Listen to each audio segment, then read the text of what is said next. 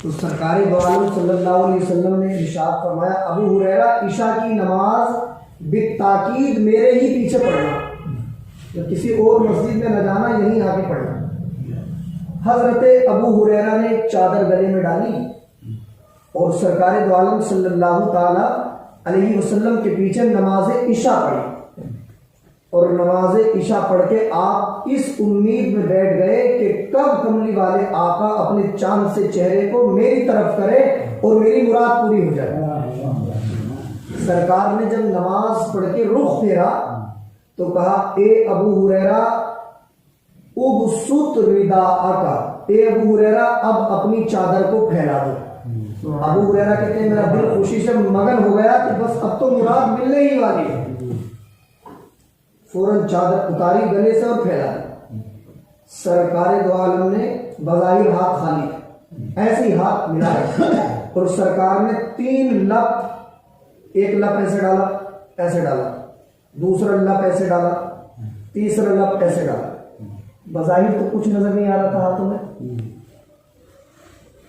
لیکن وہ صحابی تھے نا، ان کا عقیدہ تھا انہی خالی ہاتھوں میں اللہ نے سب کچھ دے دیا ہے۔ ان ہاتھوں کی کا معجزہ یہ تھا، آپ نے واقعات اور حدیثیں سنی ہوں گی کہ صبح کو، اسی کتاب میں بھی حدیثیں ہیں، صبح کو مسجد نبوی شریف میں آقا کا اخلاق بھی دیکھنا، لوگ پانی لے کے آتے، برتنوں میں پانی لے کے آتے، سردیوں کے دن ہوتے، کہتے سرکار اس میں ہاتھ ڈال دیجئے، تو اپنے آقا کا اخلاق دیکھو، آپ سردی یا گرمی کی پرواہ نہ کرتے، اپنا ہاتھ مبارک اس میں ڈال دیتے۔ پھر وہ پانی کا کیا کرتے؟ تو صحابہ کہتے ہیں ہم انہیں اپنے بیمار بچوں کو پلاتے تو ہمارے بیمار بچے صحت یاب ہو جاتے۔ یہ ہاتھ تھے سرکار کے، تو آپ نے 3 لفظ بظاہر ایسے ڈالے تو پھر کہا اے ابو ہریرہ اب اسے سمیٹ لو اور اس چادر کو سینے سے لگا لو۔ حضرت ابو ہریرہ نے فوراً چادر سمیٹی اور اپنے دل سے لگا لی۔ حضرت حدیث پاک کے الفاظ ہیں، حضرت ابو ہریرہ کہتے ہیں فواللہ ما نسیت قط، حدیث رسول اللہ صلی اللہ علیہ وسلم کہتے ہیں جب سے رسول پاک صلی اللہ علیہ وسلم نے جو لپ ڈالے تھے اور پھر میں نے اس چادر کو جب سے دل سے لگایا ہے، تو کہتے ہیں اللہ کی قسم کھا کے کہتا ہوں اس دن سے دماغ اتنا مضبوط ہو گیا تھا کہ جو بھی سنتا تھا سب یاد ہو جاتا۔ یہ رسول اللہ کے ہاتھوں کی برکت ہے۔ اعلیٰ حضرت فرماتے مالک کونین ہیں، مالک کونین ہیں، وہ پاس کچھ رکھتے نہیں، 2 جہاں کی کنجیاں ہیں ان کے خالی ہاتھ میں۔ اب یہ اتنی بات میں نے آپ کو اس لیے بتائی کہ اس حدیث کو جو میں بیان کرنے جا رہا ہوں ابو ہریرہ نے روایت کیا، اتنی جن کی شانیں ہیں انہوں نے یہ حدیث بیان کی، اور علماء نے لکھا انہوں نے کتنی حدیث بیان کی، تو ایک روایت کے مطابق ہے کہ انہوں نے 4434 حدیثیں رسول اللہ کے منہ سے سنی اور دوسروں کو بتائی۔ اس سے زیادہ بھی ہو سکتی ہیں، اس سے کم بھی ہو سکتی ہے، یہ ایک اندازہ ہے۔ ٹھیک ہے، اب حدیث سنیں۔ عن ابی ہریرہ رضی اللہ تعالی عنہ قال قال رسول اللہ صلی اللہ علیہ وسلم یتبع المیت ثلاثۃ فیرجع اثنان ویبقى معه واحد یتبعه اہلہ ومالہ وعملہ فیرجع اہلہ ومالہ ویبقى عملہ، متفق علیہ۔ یہ حدیث بخاری شریف میں بھی ہے اور یہ حدیث مسلم شریف میں بھی ہے۔ حدیث کو بیان کیا حضرت ابو ہریرہ نے، کہتے ہیں کہ رسول اللہ صلی اللہ علیہ وسلم نے ارشاد فرمایا کہ جب آدمی مر جاتا ہے اور اسے جنازے کی چارپائی پہ لٹا کے لوگ قبرستان کو لے جاتے ہیں تو 3 چیزیں اس کے ساتھ جاتی ہیں۔ کتنی چیزیں جاتی ہیں؟ 3 چیزیں جاتی ہیں۔ پہلی چیز رسول اللہ فرماتے اہلہ، اس کے گھر والے اس کے ساتھ جاتے ہیں، رشتہ دار احباب دوست وغیرہ اس کے ساتھ جاتے ہیں۔ دوسری چیز ومالہ، اس کا مال اس کے ساتھ جاتا ہے۔ پہلے زمانے میں غلام ہوتے تھے، غلام تو وہ مال ہوتے تھے، تو وہ اپنے آقا کے جنازے میں جاتے تھے، اس کو رسول اللہ نے مال فرمایا ہے. فرماتے ایک تو مردے کے ساتھ اس کے گھر والے جاتے ہیں، دوسرے اس کا مال جاتا ہے، اور فرماتے تیسرے مردے کے ساتھ اس کا عمل جاتا ہے. اور پھر کیا ہوتا ہے؟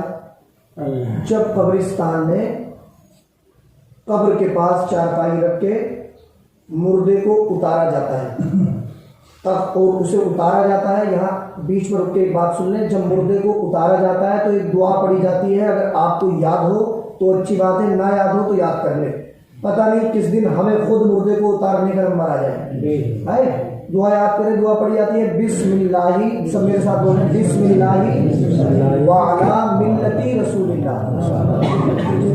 ہاں، بسم اللہ وعلی ملتی رسول اللہ، یہ دعا پڑھی جاتی ہے. ابھی یاد کر لینا، بعد میں پوچھ لے گا جسے یاد نہ ہو، ہے نا. تو فرماتے ہیں سرکار کہ جب مردے کو قبر میں اتارا جاتا ہے اور تختے برابر کر دیے جاتے ہیں اور اس پہ مٹی ڈال دی جاتی ہے، تو اس کے بعد یرجعو اسنان، دو چیزیں واپس لوٹ آتی ہیں.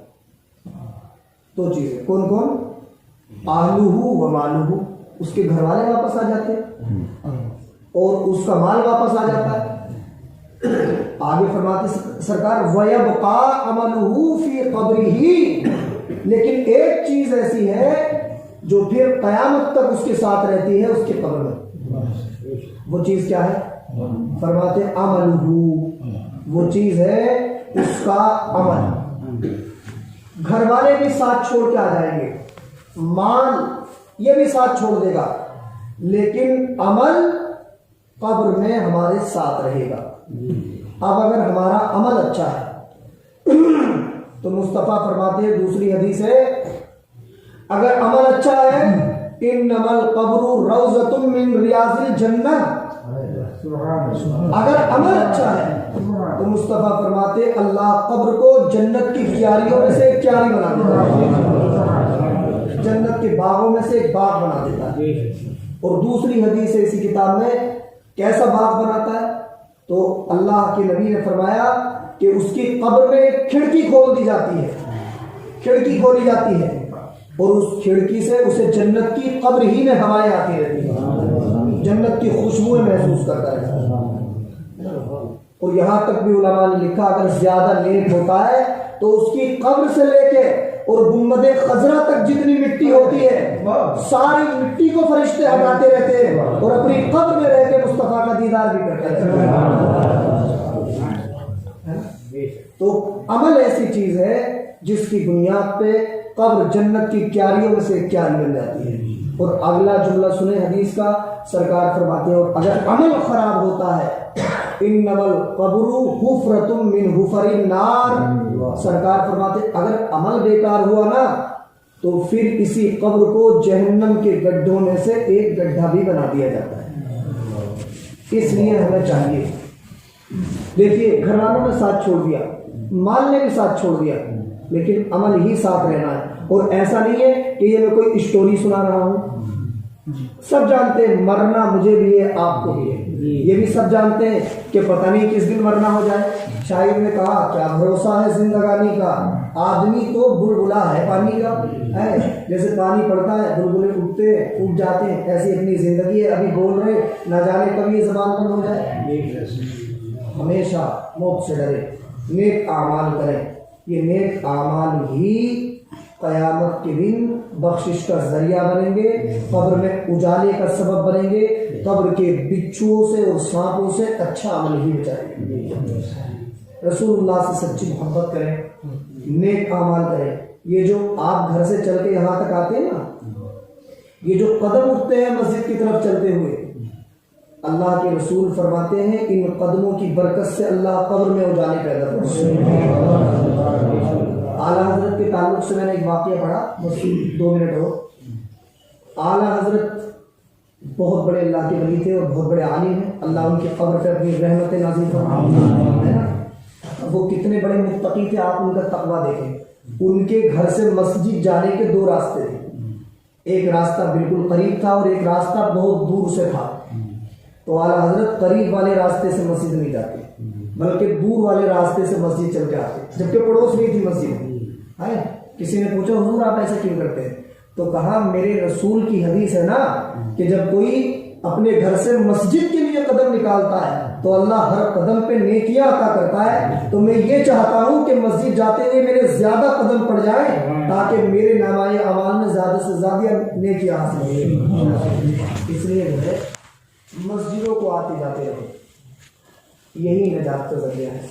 اللہ مجھے بھی آپ کو بھی سچے اور نیک عمل کی توفیق عطا فرمائے. اللہ ہمیں برے کاموں سے بچنے کی توفیق عطا فرمائے.